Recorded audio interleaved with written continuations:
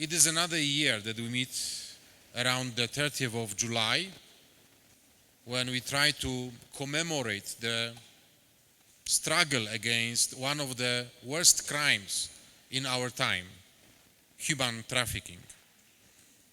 It is not trivial to say that this is one of the worst crimes because indeed, if you want to develop any society, you need people who are going to contribute. And child trafficking, human trafficking, destroys that labor component. And societies that experience child trafficking, they will struggle with poverty and lower development. And that's not a slogan, but is a result of the research that we have now from academia.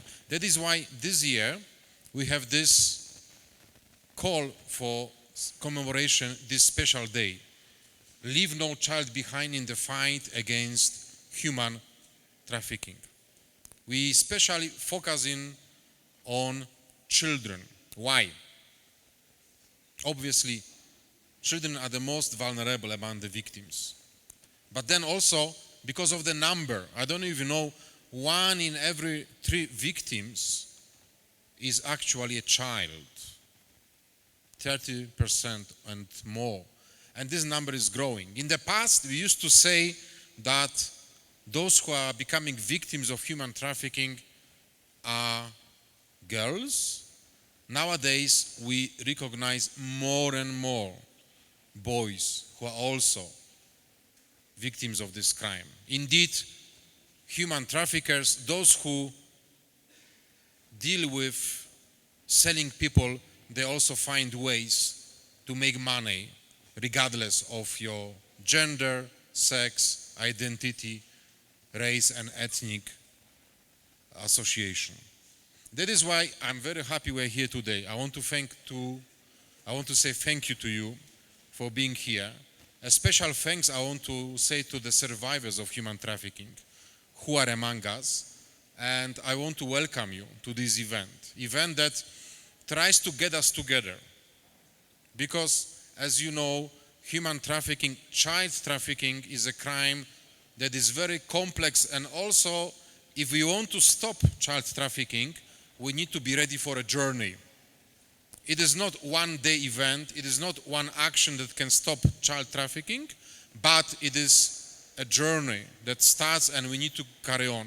And days like that brings us together so we can actually remember what is the most important and we can remember what is to be done.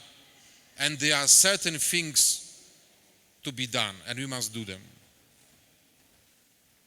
And I think there is no excuse for our generation. I don't know if it hits you, but sometimes you wonder when you watch movies about slavery in 19th century and you read books about slaves and Africans kidnapped, packed on slave ships and taken to both Asia and America. And then it hits you, what was in the mind of those people there? Of course, the slave owners, they were just bad people. But what was in the mind of the citizens of United States, European countries, that they were okay with that? Why they were aware that so many people are sold and yet they were okay. But I think now I know the secret, what was in the mind of those people. They were busy with things the same way we are busy now. What is in our heads is exactly what was in the heads of those generations. You can't blame them. The same way you don't expect to be blamed for child trafficking, yet this is still a crime that is happening right now.